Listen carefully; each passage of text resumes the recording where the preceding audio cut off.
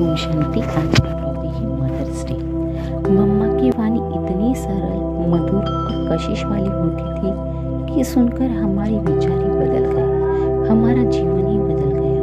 उन जैसा बनने की प्रेरणा मिली। मम्मा ने परखने की शक्ति और निर्णय करने की शक्ति बहुत तेज थी।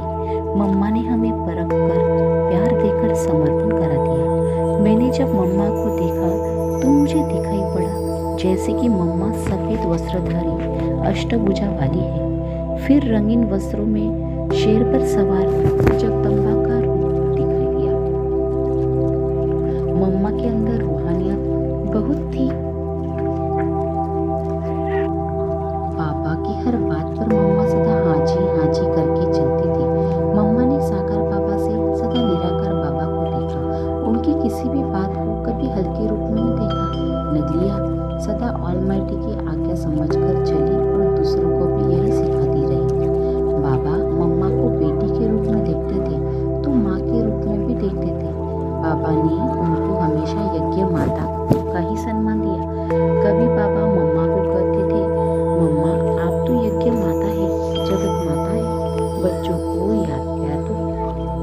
तो मम्मा बाबा के कहने अनुसार याद प्यार देती थी। इस प्रकार बाबा भी मम्मा को बहुत इज्जत देते थे और वैसे व्यवहार भी करते थे। इस प्रकार बाबा मम्मा को बेटी के रूप से आज्ञा भी करते थे और यज्ञ माता के रूप में भी अथाह सम्मान भी देते थे।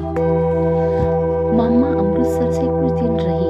कभी कन्याओं ने मम्मा से अनुभव पूछा तो मम्मा ने अपने बारे में कहा, मैंने अपने जीवन का फैसला 1 सेकंड में किया। मुझे बाबा का कार्य, श्रीमत और ईश्वरीय ज्ञान आदि किसी भी बात में कभी संशय नहीं आया।